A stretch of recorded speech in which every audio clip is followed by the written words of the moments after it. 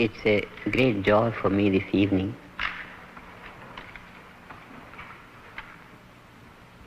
to speak about a new element. But when I think of the new element, a proverb comes, nothing is new under the sun. Maybe something is discovered. So what I would be speaking about will be nothing new. Something very old, very ancient, very familiar to the content of life and yet gone beyond the obvious experience. Something which is so essential to life and that has been overlooked. And that is the reason why everywhere in all parts of the world for centuries, every man, no matter howsoever educated he might be, has not been feeling fulfillment in life. Even in the field of education, the thirst for knowledge is not fulfilled. Somehow something is missing in the field of education. If we try to go deeper into this aspect, what we find is, the more one knows about a subject, more he becomes aware of the greater field of the unknown in that subject. It's a terrible way of looking at the field of education. More one knows about history, more one knows about geography, one feels the knowledge has increased, but in proportion, the ignorance of the greater field of the unknown increases more than the knowledge. This is the experience of all those in the research or in the higher degrees. More they know about the subject, certainly knowledge increases, but in proportion, the ignorance of the subject increases more than the knowledge. They have known so much and they find so much unknown ahead. This gives us to conclude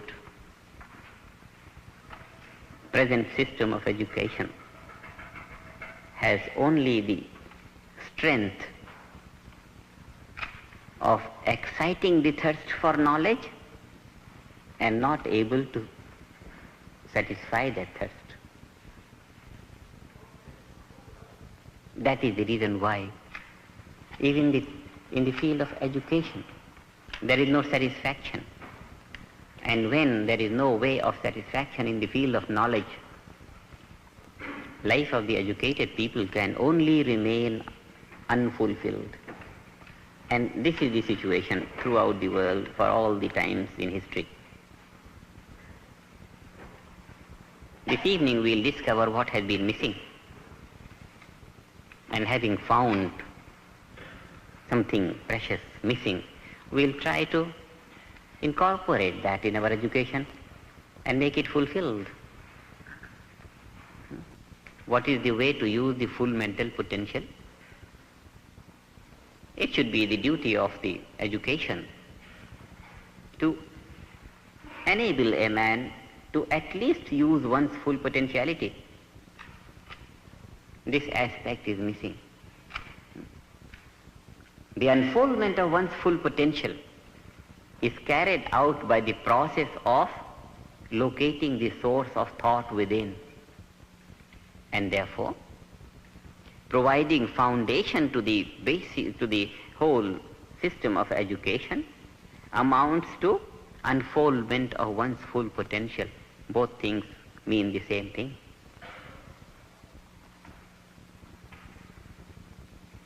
People ask me if it is possible for all the people in the world to start using their full mental potential. I say it's not only possible, it is easy. Because if we can teach all the people in the world A, B, C, D, why can't we teach them from where A starts and from where B starts? It doesn't take much time. In the same course, only to go a little back. thought and speech. Go back to the subtle states of thought, find the source of thought, and having found the source of thought, the conscious mind expands. One uses, by the time the conscious mind experiences the source of thought, the conscious capacity expands to the fullest possible value. One starts using full mental potential. The source of thought, fortunately, is the field of being, a new field of life, with which we are not generally familiar, because our awareness is thrown out all the time through the process of thinking and speaking. We think and speak and act. Awareness is projected outside. All the time we are aware of things, waking state of consciousness, or aware of dreams, dreaming state of consciousness, or our consciousness doesn't experience anything, sleep state of consciousness. Either our consciousness is projected, our awareness, our attention is projected from inwards to outwards through the process of thinking and speaking, or we don't project our consciousness, we sleep. Never has it been that our attention is brought from the outer gross to the inner subtle, to the innermost source of thinking. And that is the reason why the basic element of life, the field of being, has not been discovered, has not been experienced, has not been made aware of. And once we are not aware of some feature of our life, we remain debarred from the advantage of it. The bank may be there, but if we don't know it, it's as well as not being there. The being is there. Inner being. What is this being? Field of action we are familiar with. And we know in order to act we must think. Thinking is the basis of action. Have we ever thought what is the basis of thinking? What we must do in order to think? At least be. We must at least be in order to think. We must at least exist. Existence or being is the basis of thinking, as thinking is the basis of action. These are the three fields of life. But as long as our awareness is not brought to the field of being, we remain debarred from the knowledge of the very basis of life. Basis of life is being, pure existence. All that exists in the field of thought and action, all that exists in the multiple creation, all that exists on the basis of existence, being. And being is absolute reality of life. Life expresses itself through thinking and action. But this expression of thinking and action is the expression, is the manifestation of the unmanifest pure being, pure consciousness, pure awareness. This pure awareness is the source of thought, the source of word from within. Therefore, by tracing back the process of thinking, by experiencing the subtler state of thought, the time the mind arrives at the source of thought, it comes to the field of being, which is bliss consciousness in its nature. Being is bliss consciousness.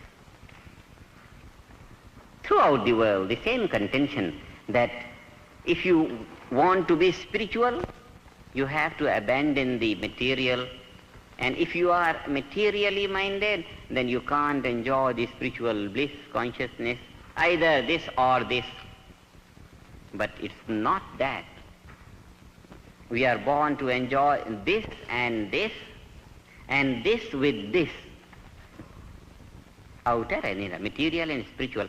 100% material glories of outer world and 100% inner spiritual bliss of being. Both we live and enjoy simultaneously, and this is the modern aspiration of living 200% of life, brought about by that technique of transcendental meditation.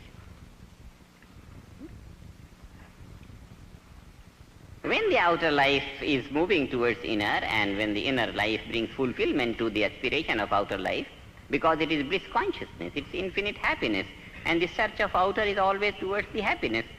So the outer seeking relative life finds the goal and fulfillment in the inner absolute experience. When this is the situation, then there is no difficulty. Every man is born to live this 200% of life. Only the education is missing. The knowledge about the inner being is missing. The knowledge about this technique is missing. Thousands of generations have died in search of the inner experience, in search of spiritual experience, trying hard to control the mind. And control does not accomplish the purpose. Control of mind, no. This truth is realized in these days of freedom. This is the age of freedom. In freedom, one wants to live 200% of life. This reality, that control is an obstruction to fulfillment. It's a common law in nature. Everything that is created grows. Every plant grows and grows and grows. Growth, progress, evolution is brought about in a natural way. Control offers resistance to progress, to movement. Control is opposed to evolution. Studying the mind. Mind is going towards greater happiness, greater happiness. You control it. Once you control it, you are offering a resistance to progress. This is the finding of this age. Something of basic nature.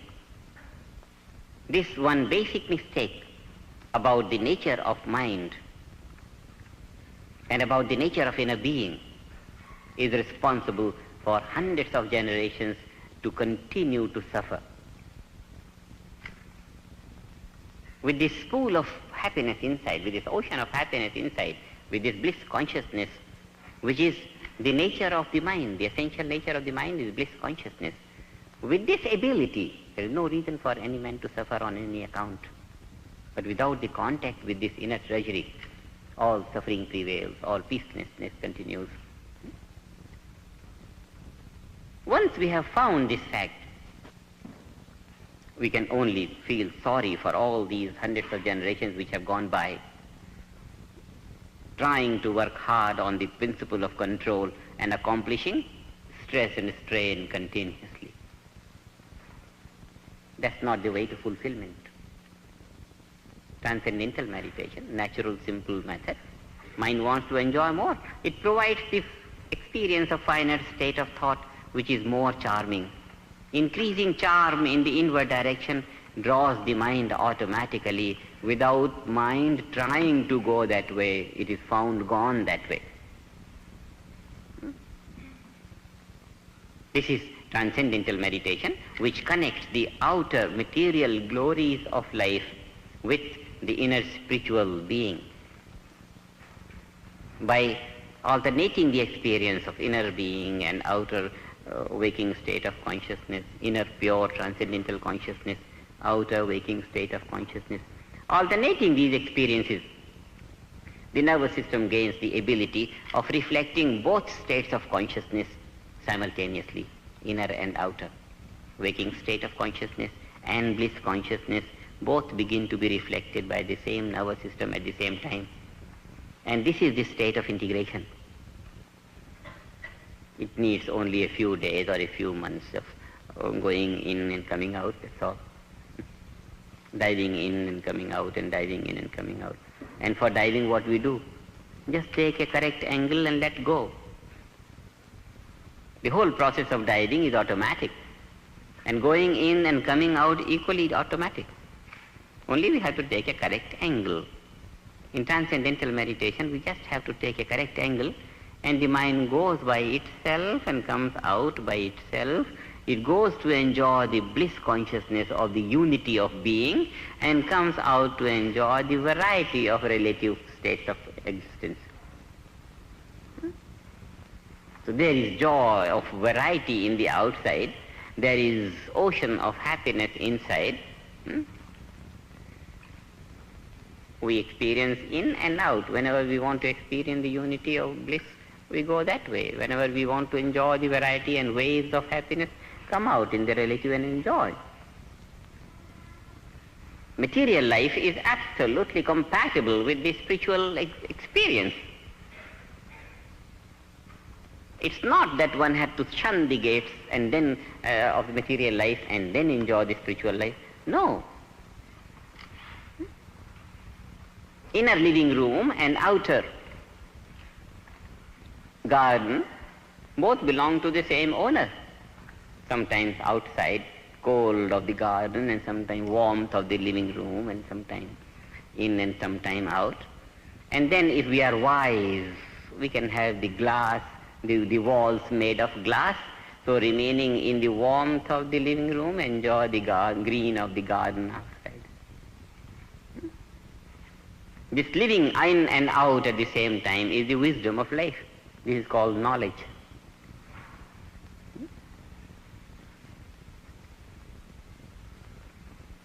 Transcendental meditation is something very, very natural. It does not need control, concentration, because if we are listening to a radio here, to listen on to a better melody coming from this side, we don't have to control the mind. Mind is automatically found that way. From a field of lesser happiness to a field of greater happiness, the mind goes spontaneously. It's the natural tendency of the mind to move on to a field of greater happiness. So, using this natural tendency of the mind, we bring the experience of inner being, bliss consciousness to the mind automatically. This gives us the plain picture of the structure of life, inner life, outer life, and living, and the possibility of living them simultaneously. When this transcendental meditation came to be understood in this way, it has created a possibility of creating a society free from suffering. Now the plan is to start open academies of transcendental meditation everywhere throughout the world. The responsibility on the individual man is tremendous. It only needs to incorporate the inner values with the outer value through a few minutes of morning and evening meditation.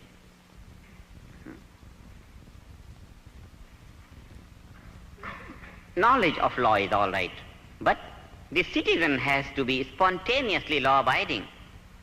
And then, laws are so many, many, many, many. It's not possible to remember all the laws all the time. And therefore, it's not possible to be law-abiding on the basis of the knowledge of law. What is necessary is to get in tune with the cosmic law, get in tune with the inner being, and then enjoy the sympathy and support of the nature. Spontaneously the life will be law-abiding. And then world peace will be automatic. Not that the experts in law gather together to say it is very difficult. No. Nothing is difficult from this point of view of developing full man. Because man has been underdeveloped throughout the ages, he has not known how to live peacefully. All peacelessness and suffering has only been due to lack of full development of man. And lack of full development of man has been only because the education has been without basis. That's all. Just that much has to be provided, and the whole field of life will be most adorable.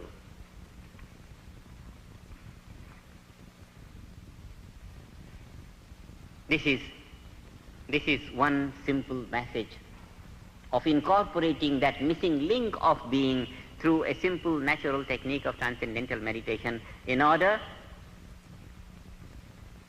to live life in fullness. Two fullnesses, one fullness of material, other fullness of spiritual. This is something which presents to us the possibility of the world free from suffering. And this presents to us in the field of education. This presents to us the possibility of bringing fulfillment to our quest for knowledge. Our thirst for knowledge can be satisfied by developing the mind, developing the container of knowledge. We are reading this and this and this and reading so much, and as we go on to the higher education, the subjects become less and less and less, and eventually only one subject, because the container of knowledge is not big enough to contain all spheres of knowledge. That is why speciality is special. Either history, geography, this and this, specialized education. This only means the container of knowledge can contain only so much and no more. The present education is like bringing information here, there, and gathering information. If one remembers, then fine. If doesn't, then the education is not complete.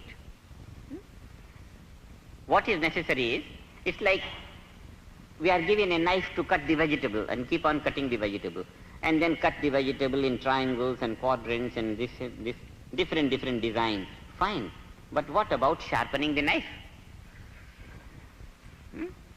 If we don't take time to sharpen the knife, all our knowledge to cut it in different pieces like that and like that and like that may just be a bore and a burden. If the knife doesn't cut, then what to do? If the mind doesn't work, then what to do?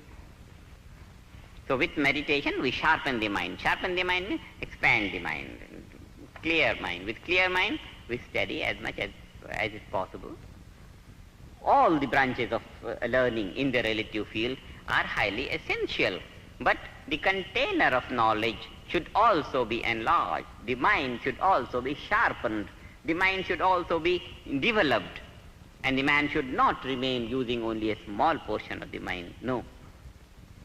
This is something which has been missing, and it is now open to all the fields of education to incorporate this transcendental meditation in their daily routine.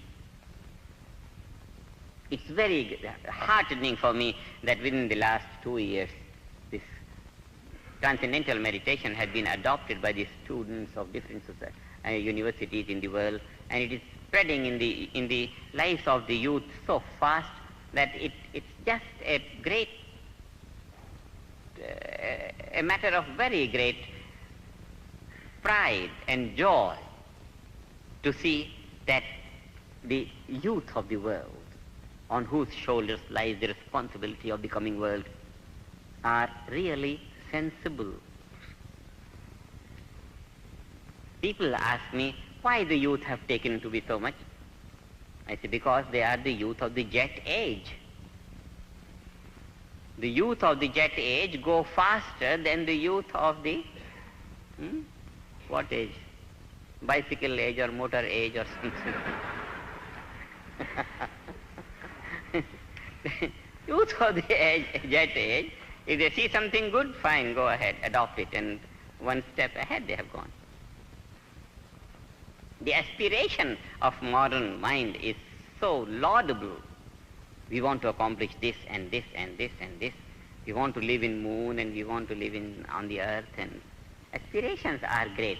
And when the aspirations are great, we must start working from the improved level of energy and intelligence.